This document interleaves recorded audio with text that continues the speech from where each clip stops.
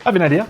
How about we make not drinking alcohol the top trend in regards to goal setting for 2025? You may think a couple drinks here and there is not really doing any harm, in moderation. It's just to de-stress, it's just to relax a little bit. But what if I told you that booze, even in moderation, is just keeping you further away from where your goals are? Let me share how. I've always been told that I'm very composed when I'm drinking, and I've actually had one guy come up and get verbally mad at me for not acting and displaying how drunk I was, even though I had had the same amount of alcohol as he had. On the flip side, I've witnessed people slur their words and repeat themselves and be unable to read a room and honestly make a bit of a fool of themselves. Then they come back the next day and talk about how smooth they were and how much everyone enjoyed talking to them. So clearly what I perceived and what they perceived were very different about the reality of the night. And I've seen it time and time again where people's perceptions are clouded by alcohol. So even though that I think I'm fairly composed, and I've had people tell me that I'm fairly composed while drinking, how do I know that my perception of what is happening is not being clouded by booze, or the person that told me I'm being composed isn't having their perception clouded by booze, just like the other fool in the story that I told you about? So as a realtor with big targets and big goals that I want to hit for the year, this is the way I look at it. Every time I walk into a social gathering or a networking event or even a party, I see it as an opportunity to connect with new people, and maybe it will lead to business in the future. And we know that first impressions are so important. So of course we want to make a good first impression,